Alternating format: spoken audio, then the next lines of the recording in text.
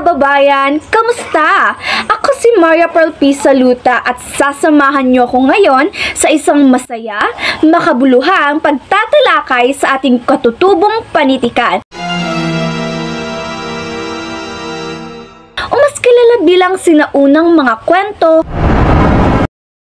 tula ng ating mga ninuno. Alam naman natin na sobrang yaman ng ating kultura. At kaya naman, excited akong i-share sa inyo ang aking mga nalalaman tungkol sa paksang ito.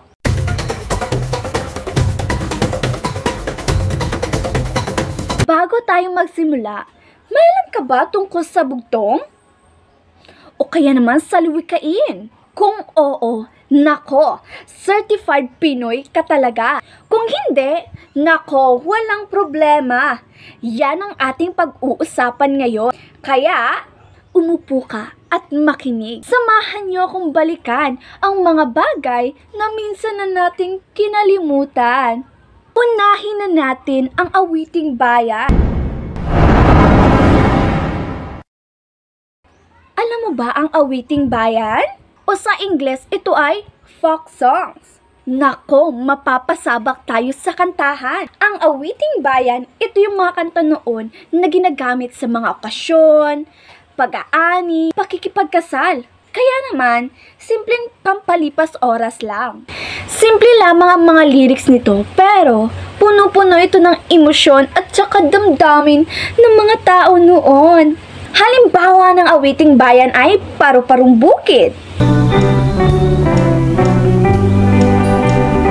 Paru-parong bukid, nalilipad-lipad sa gitna ng daan.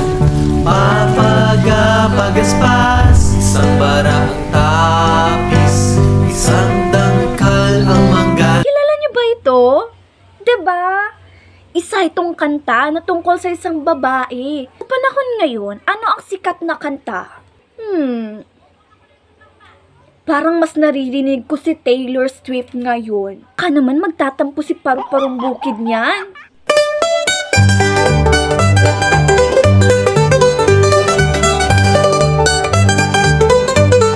Isusunod naman natin ng bugtong. Nako, mapapaisip ka talaga dito.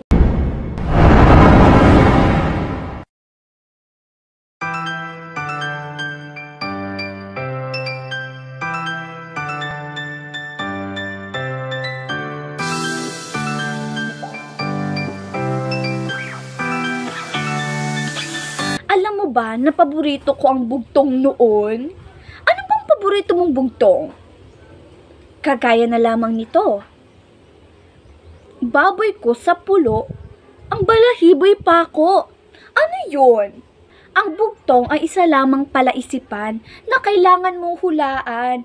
Nako, paano ko hulaan ito? Pero syempre, may twist. Ang bugtong ay may rhyme o tugmaan na pangtula. Balikan natin ang paborito kong bugtong. Baboy ko sa pulo, ang balahiboy pa ko. Anong sagot doon? Ang sagot dyan ay langka. Ang galing ng bugtong, no? Pinapagana ang ating utak. Nako, hanapin ko muna utak ko. Parang mas mabilis pa ang wifi kaysa mahulaan yung bugtong.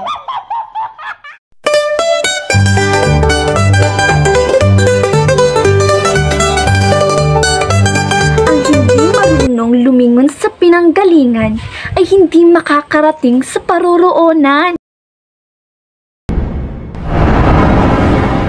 Ang mabuting ugali, masaganang buhay ang sukli.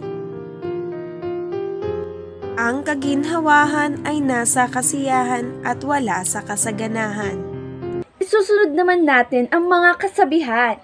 Itong mga kasabihan ang nagpapaalala sa atin sa mga simpleng katotohanan sa ating buhay. Simple lamang yan na kasabihan. Pero, on point ang kahulugan. Ikaw ba? Meron ka bang alam ng mga kasabihan?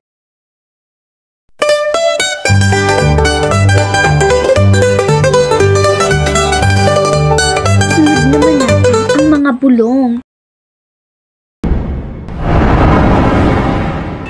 Tabi-tabi po.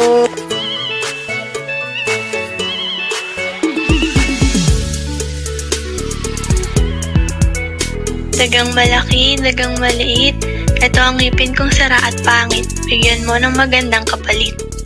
Ang mga bulong ay may pagkamisteryoso. Bakit kaya ang mga bulong ay pahayag o mga panalangin na sinasabi ng pabulong para makaiwas o makalapit sa mga espiritu o kakaibang nilalang? Minsan, ginagamit ito sa mga ritual. Kagaya na lamang ng, "Tabi-tabi po, baka kami makasagasa." Aminin, ginagamit mo rin yan sa tuwing tayo ay dumadaan sa mga kagubatan o kakahuyan. O kaya naman, nakakita tayo ng nunos sa punso. Naniniwala ka ba sa mga bulong? Nako, dapat kang maniwala. Sabi nga nila, walang mawawala kung maniniwala ka.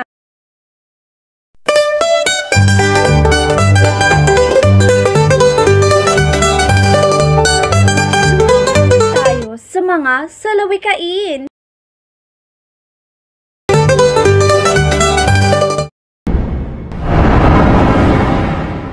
Isang halimbawa ng salawikain ay, pag may tiyaga, may nilaga. Ano bang ibig sabihin nito? Ito ay nangangahulugan na kapag nagtiyaga ka, meron kang makukuhang reward.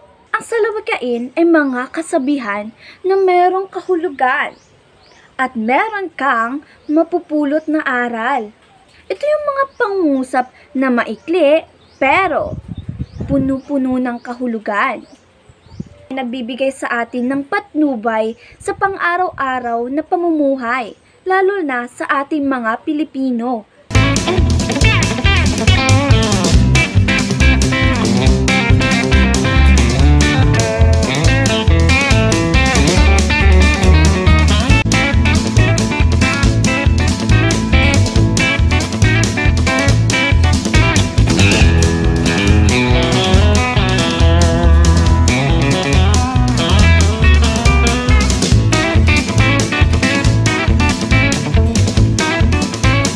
Ba ang salawikain ay sumasalamin din sa kultura at tradisyon ng mga Pilipino?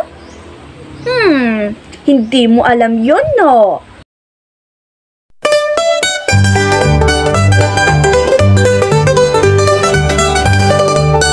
At dyan nagtatapos ang ating paglalakbay sa katutubong panitikan mula sa Awiting Bayan, Bugtong, kasabihan, ulo, hanggang sa salawikain.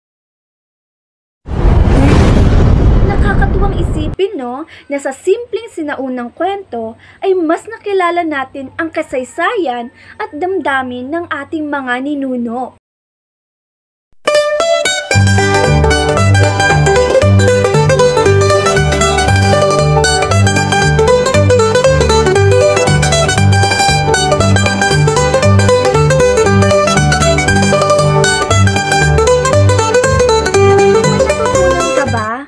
Nako, dapat lang tandaan natin ng ating kultura kasama na ang katutubong panitikan ay dapat nating pahalagahan. Ang ating kultura ay ating kayamanan, kaya naman dapat natin itong pahalagahan.